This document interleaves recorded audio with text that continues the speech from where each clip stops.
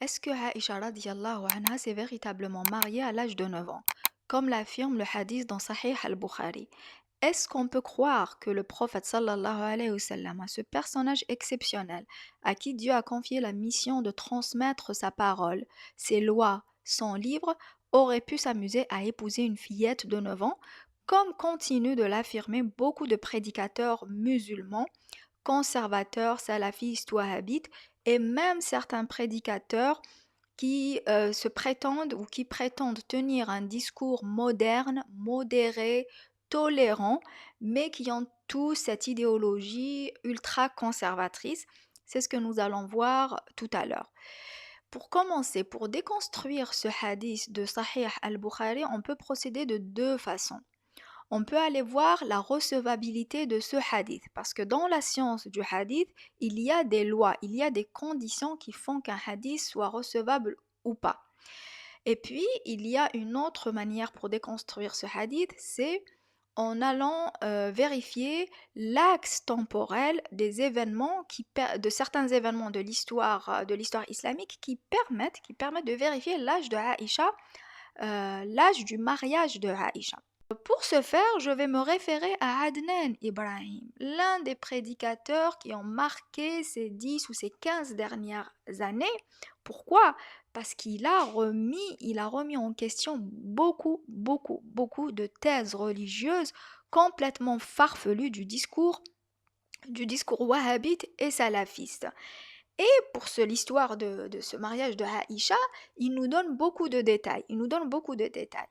Alors, pour commencer, qu'est-ce que nous dit Adnan Ibrahim? Il nous dit que si on va voir qui a rapporté le hadith de Aïcha, parce que ce hadith dans Sahih al-Bukhari, c'est Aïcha qui parle. Elle nous dit qu'elle s'est mariée à l'âge de 6 ans et que le mariage a été consommé à l'âge de 9 ans. Elle nous dit qu'elle était en train de jouer à la balançoire, que sa maman l'a appelée, elle lui a tout simplement nettoyé le village et elle l'a confié à des dames ansari. Des dames ansari, al-ansar, ce sont les gens de Médine, ceux qui ont soutenu le prophète à Médine, contrairement aux muhajirin, ceux qui ont soutenu le prophète dans la première période de la révélation, la période mécoise.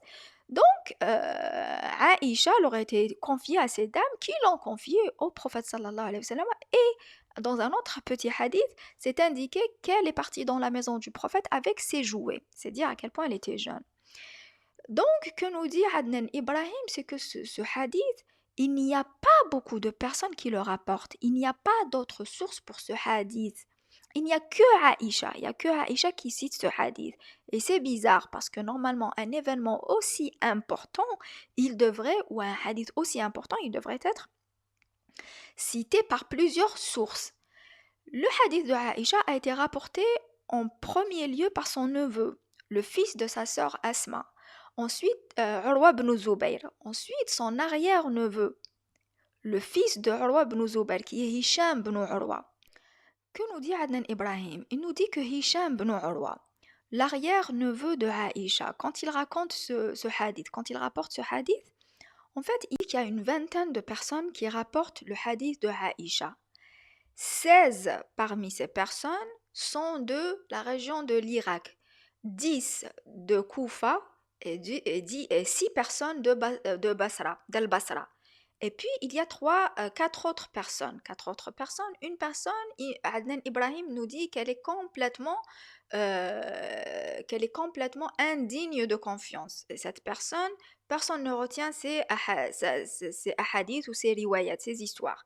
Les 3 autres personnes, Soufiane, Ibn Unayna, Ibn Abi Zaynad et Saïd ibn Abd al-Rahman. Vous n'êtes pas obligé de garder ces trois noms, mais c'est juste pour vous les citer. Parmi les 20 rapporteurs de ce hadith, après Hisham ibn Urwa, après l'arrière-neveu de Aïcha, 16 sont de la région de l'Irak. Il n'y a que 4 qui sont de Médine.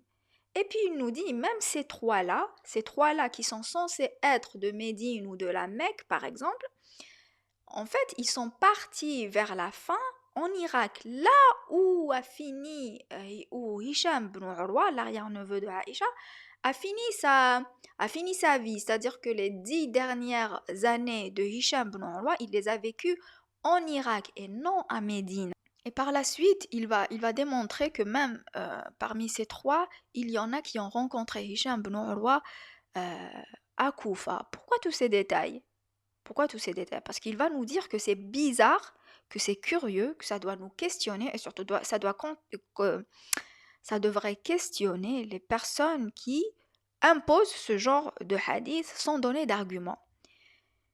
Si Hicham ibn Urwa n'a pas d'autre source pour rapporter son hadith à Médine, c'est qu'il y a quelque chose qui ne va pas. C'est que peut-être les personnes qui l'entouraient n'avaient rien à rapporter. Adnan Ibrahim nous dit que Hicham ibn Urwa avait plus de rapporteurs euh, de Koufa et de Bassora que de Médine. Hicham ibn Urwa qui a vécu 70 années à Médine. Il nous dit qu'il avait 35 rapporteurs de Médine, 47 rapporteurs de Koufa et 34 rapporteurs de Basra. Al-Basra, c'est en Irak aussi. Qui ont rapporté ces ahadiths à lui, c'est-à-dire tout ce qu'il a rapporté de Aïcha. Et 20 ont rapporté le hadith du mariage. Donc, Adnan Ibrahim, il nous dit que c'est pas recevable, que ce hadith ne peut pas être recevable parce que il n'y a pas de source à Médine pour nous rapporter le hadith de Hisham ibn Urwa sur le mariage de Aïcha pendant la période médinoise, là où a vécu par ailleurs Aïcha avec Al-Rasul sallallahu alayhi wa sallam. D'accord? Maintenant, que nous dit par ailleurs Adnan Ibrahim? Il nous dit tous ces détails font que ce hadith, il est mufarrad.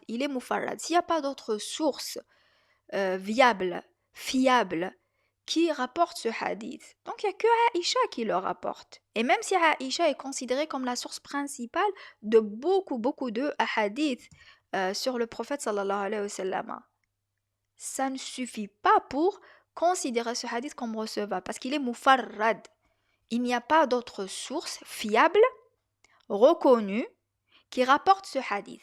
Or, pour qu'un hadith soit recevable dans la science du hadith, il faut qu'il y ait plusieurs sources pour le même hadith, plusieurs sources.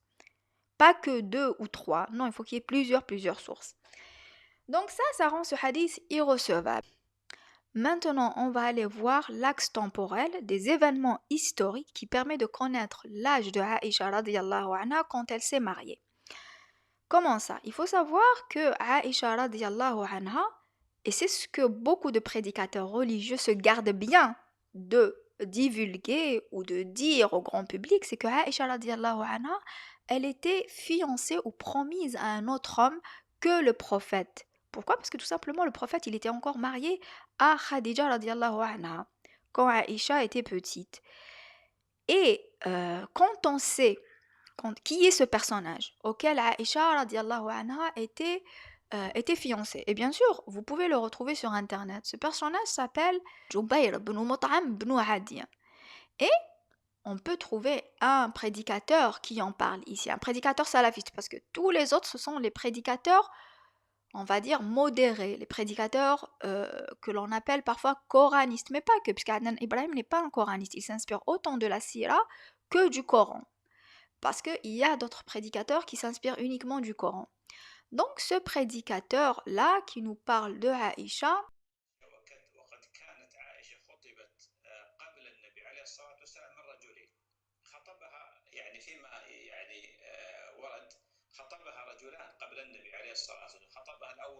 alors, pourquoi il dit ça? Pourquoi il avoue que Aïcha, radiallahu anha, était fiancée carrément à deux hommes avant de s'être mariée avec le prophète sallallahu alayhi wa sallam? Parce que la téléspectatrice lui avait posé la question pourquoi Rasul sallallahu alayhi wa sallam avait refusé de donner sa fille Fatima Zahra à Omar ibn al-Khattab qui était beaucoup plus âgé qu'elle. Et Rasul sallallahu alayhi wa sallam avait répondu, elle est très jeune. C'est ce qu'il avait répondu à Omar ibn al-Khattab. Et donc la téléspectatrice demande pourquoi Rasul sallallahu alayhi wa sallam refuse à Omar ibn al-Khattab ce que lui, s'était avait fait avec Aïcha radiyallahu anha. Et le prédicateur ne cherche pas d'argument, n'essaie pas d'expliquer. Il lui dit seulement que Aïcha était fiancée à d'autres personnes et puis ils se sont entendus. Le prophète a gagné les faveurs de Aïcha et c'est comme ça qu'ils se sont mariés. Donc ça, c'est le genre d'argument que nous donnent les salafistes. Non, ça, ce n'est pas un argument. Ce n'est pas un argument. Et il nous dit qu'il n'y a personne qui a contredit le mariage de Aïcha et du prophète. Mais quand on reprend ce que je vous ai dit tout à l'heure sur le hadith, sur la recherche, sur la recherche dans la science du hadith, réalisée par Adnan Ibrahim, on voit que ce hadith, il n'y a pas beaucoup de sources de Médine qui le rapportent. Donc, s'il n'y a pas des personnes pour avoir contesté le mariage de Aïcha, il n'y a pas beaucoup de personnes non plus qui ont rapporté le hadith du mariage de Aïcha. Cette histoire des fiançailles ou de la promesse de mariage de Aïcha a été rapportée par Ibn Sa'd dans un livre qui s'appelle Tabaqat al-Kabir. Dans un livre qui s'appelle Tabaqat al-Kabir. Vous pouvez le retrouver sur Internet, là, ce livre-là. Aïcha avait été fiancée ou promise au mariage avec Jubayr ibn Mut'am alors que ce dernier était encore kafir. Pourquoi? Parce que le père de Aïcha, Abu Bakr as-Siddiq, n'aurait pas pu donner sa fille à un mécréant, à un kafir, alors qu'ils avaient déjà, lui et sa famille, accepté la révélation. Il faut savoir que Abu Bakr as-Siddiq était parmi les premiers à avoir accepté la révélation et à avoir soutenu le prophète. Donc, s'il avait fiancé sa fille à un kafir, c'était nécessairement avant la révélation. Donc, avant la révélation, Aïcha avait déjà au moins 10 ans. Il faut savoir que Aïcha n'a pas épousé le prophète sallallahu alayhi wa sallam les premières années de la révélation, puisque Rasoul sallallahu alayhi wa sallam était marié à Khadija. Que Rasoul a épousé Aïcha 2 ans après la hijra. Que Rasoul sallallahu alayhi wa sallam a vécu 10 ans de révélation mécoise avec Khadija radiallahu anha avant qu'elle ne décède. Elle est décédée pendant l'année de Al-Huzn, Am al-Huzn. Pourquoi? Parce que après plusieurs années de persécution, de difficultés, de famine, Rasul sallallahu alayhi wa sallam avait perdu son soutien Khadija et son oncle. Donc c'était très difficile pour lui et c'est pour ça qu'on appelle cette année-là Am al-Huzn. Et si on calcule les années 10 ans avant la révélation, 10 ans de révélation mécoise que Rasul sallallahu alayhi wa sallam a vécu avec Khadija radiallahu anha avant qu'elle ne décède. Et selon d'autres sources, on dit que la révélation mécoise a duré 13 ans, pas seulement 2 ans, pas seulement 10 ans, pardon. Et que par la suite, Rasul sallallahu alayhi wa sallam, il a attendu 2 ans après la hijra vers Médine, parce qu'il y avait eu une première hijra vers Al-Habasha en Somalie, c'est pas celle-là. C'est la deuxième hijra, celle de Médine. C'est après cette hijra-là que Rasul sallallahu alayhi wa sallam a épousé Aïcha. Donc si on calcule l'âge de Aïcha quand elle était fiancée à Jubayr ibn Mut'am ibn Adiya, les 10 ans d'avant la révélation, plus les 10 ans d'après la révélation mécoise, ça nous fait déjà au moins 20 ans. Si on compte maintenant 13 ans de révélation mécoise au lieu de 10, comme c'est un peu partout dans les sources, plus 10 ans d'avant la révélation, plus 2 ans après Al-Hijra vers Médine, le départ vers Médine, ça nous fait au total 25 ans. Donc Aïcha avait 25 ans quand elle a épousé le prophète, ou bien entre 20 et 25 ans, si on enlève un an par-ci, un an par-là par exemple.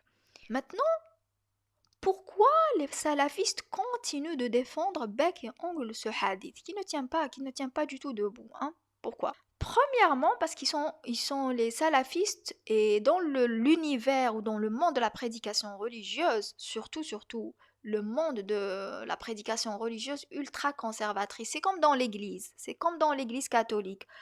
On est obsédé par le consensus, c'est-à-dire que tout le monde doit être d'accord avec tout le monde. Il n'y a pas de place au questionnement, il n'y a pas de place à la critique, il n'y a pas de place à la remise en question d'Al-Bukhari ou d'un autre imam ou d'un madhab par exemple. Non, non, on remet rien en question, on accepte tout et le Coran, on le met en deuxième position, c'est-à-dire quand on a vu les hadiths, quand on a vu ce qu'on dit les imams et tout, on va voir ce que nous dit le Coran. De sorte que il y a des hadiths qui contredisent le Coran. Et qu'est-ce qu'ils prennent? Ils prennent le hadith, ils prennent pas le Coran. De sorte que les prédicateurs ne méditent pas le Coran. Ils vous donnent des fatwas, ils vous fabriquent un discours basé sur les hadiths. Et ils vous cachent toutes les choses très critiquables dans le patrimoine religieux islamique. Et quand je parle de patrimoine, moi je ne parle pas du Coran. Hein. Le Coran, il est à part et pas critiquable. Parce que le Coran, il est préservé par Dieu lui-même. Et Dieu nous dit que le Coran, il est préservé par lui. وَإِنَّ لَهُ لَحَافِظُونَ وَإِنَّ لَهُ لَحَافِظُونَ. C'est-à-dire qu'il dit au prophète, ne t'inquiète pas pour le Coran. وَإِنَّ لَهُ لَحَافِظُونَ. Et c'est d'ailleurs pour ça qu'il y a beaucoup de gens qui peut-être, qui acceptent l'islam. Parce qu'ils sont touchés par le Coran et pas par les énormités qu'on retrouve dans Sahih al-Bukhari. Donc Dieu, il lui a dit, moi je te donne la mission juste de transmettre, mais pour le reste ne t'inquiète pas, c'est moi qui préserve la parole divine, c'est moi qui la préserve. Et c'est pour ça que lorsque on lit le Coran, ça ne ressemble pas du tout à al-Bukhari. Et donc il faut faire très attention à cette question de la prédication religieuse du courant wahhabite, qui est devenu prédominant dans le monde arabe et francophone et anglophone partout dans le monde. Elle s'est répandue à coups de pétrodollars. Il y a beaucoup de prédicateurs qui prennent un statut, qui prennent des avantages en s'inscrivant dans ce courant-là. Quand on s'inscrit dans ce courant-là, on ne remet rien en question. Sinon, on est éjecté du monde de la prédication religieuse. C'est aussi simple que ça. Si on ne dit pas que Bukhari a dit et que tout est vrai dans Bukhari, on est éjecté. Donc, les gens, ils font que répéter. Et puis ce hadith, va dans certaines convictions très répréhensibles qui cherchent à maintenir le mariage des petites filles. Et ce qui est malheureux, c'est que quand on va sur Internet, on retrouve de jeunes prédicateurs et prédicatrices qui défendent ce genre d'énormité. Comme par exemple ici dans une vidéo, là vous avez un prédicateur égyptien qui nous dit, et ce prédicateur, regardez le nombre d'abonnés qu'il a. Il a 2,37 millions d'abonnés. Il nous dit très simplement, moi, j'affirme et j'assume que Aïcha radiallahu anha, elle s'est mariée à l'âge de 9 ans.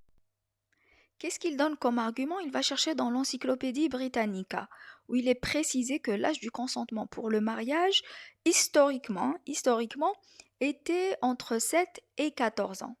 En quoi cette information peut justifier le mariage du prophète, qui avait plus de 50 ans, avec Aïcha supposée avoir 9 ans? On ne peut pas comparer ces deux choses.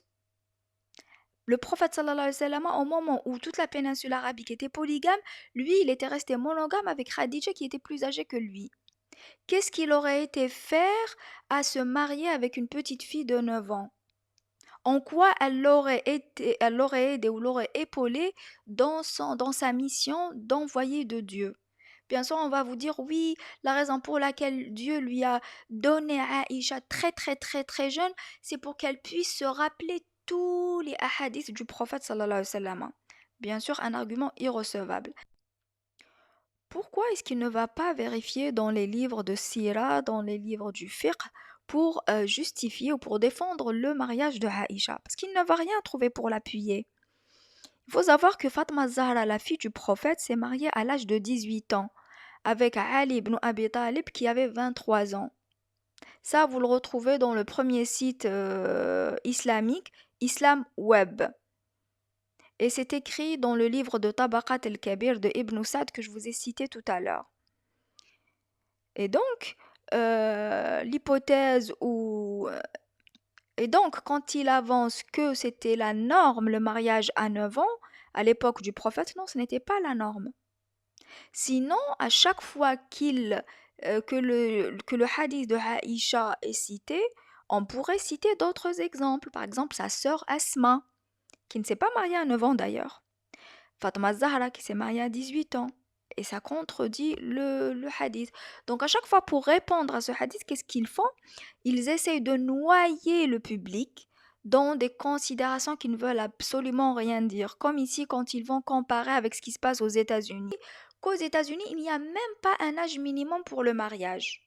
Oui, aux États-Unis, il y a des centaines de milliers de filles mineures qui tombent enceintes chaque année. Il y a 100 000 avortements chaque mois aux États-Unis. Encore en 2024. Ça, c'est le recensement de 2024. Est-ce que ce genre de situation sociale peut justifier ce qu'aurait pu faire le prophète? Non, le prophète était là pour être en avance de son temps, pour réparer tout ce qui n'allait pas dans la société de la péninsule arabique. Il va pas faire comme font les gens aux États-Unis ou comme le faisaient les gens en Angleterre au Moyen Âge. Mais c'est quoi ces arguments? C'est quoi ces arguments? Est-ce que le fait que les filles tombent enceintes à l'âge de 12 ans, 13 ans, se marient, que sais-je, ont des relations à l'âge de 12 ans, vient justifier un hadith supposé sur le mariage du prophète sallallahu alayhi wa sallam avec une fillette de 9 ans? On sait très bien ce qui se passe quand les filles donnent vie à des bébés à l'âge de 12 ans, 13 ans. Elles ont pratiquement plus d'avenir, elles sont obligées d'arrêter leurs études, elles tombent dans la délinquance, elles et leurs enfants, elles tombent dans la pauvreté, elles sont mises à l'écart dans la société. C'est ça qu'ils veulent pour les filles musulmanes? Donc regardez à quel point le discours religieux wahhabite simpliste induit en erreur le public. Au lieu d'aller exposer ce qu'il y a dans les livres du fiqh et d'aller chercher pourquoi il y a autant de contradictions, non, ils préfèrent vous renvoyer à des considérations, à des comparaisons qui ne veulent rien dire pour construire une rhétorique ultra efficace, bien huilée, censée justifier l'injustifiable, qui est le mariage des petites filles. Parce que c'est ce dont il s'agit. C'est le mariage des petites filles. Et pour préciser qu'il n'y a pas que les hommes qui défendent le mariage des petites filles, je vais prendre l'exemple de cette prédicatrice qui, pour défendre le mariage de Aïcha à l'âge de 9 ans, nous donne l'exemple de ce qui se passait en Europe et précisément en France au Moyen Âge. Elle nous donne l'exemple d'une reine qui s'appelle Agnès qui se serait mariée à l'âge de 8 ans. Donc au lieu d'aller fouiller dans les 600 000 hadiths répertoriés par Al-Bukhari, non, elle va chercher dans l'Europe du Moyen Âge. Et quand on connaît un tant soit peu ce qui se passait en France au Moyen Âge, on ne peut tout simplement pas prendre ça comme exemple pour la sira, pour expliquer ce qu'aurait pu faire le prophète sallallahu alayhi wa sallam, surtout pour une histoire aussi importante comme le mariage. Donc, ce que font en général les prédicateurs salafistes quand ils sont devant une impasse et quand ils cherchent surtout à justifier quelque chose de très répréhensible et d'illogique dans le patrimoine religieux islamique, ils vont chercher la même chose, ils vont chercher des concordances, des similarités dans la culture occidentale. C'est-à-dire, regardez ce qui se passe en Occident, ils font la même chose que nous. Donc c'est bien. Non, tout n'est pas répréhensible dans la culture occidentale. Mais quand il y a un problème dans la culture et dans le patrimoine islamique, on ne va pas essayer de le justifier en allant chercher des similarités dans la culture occidentale. C'est une folie de procéder de cette manière. Donc le mariage des petites filles, c'est quelque chose quand même de très très grave qui a été banalisé pendant des décennies, qui a été banalisé pendant des décennies à cause de ce discours rétrograde.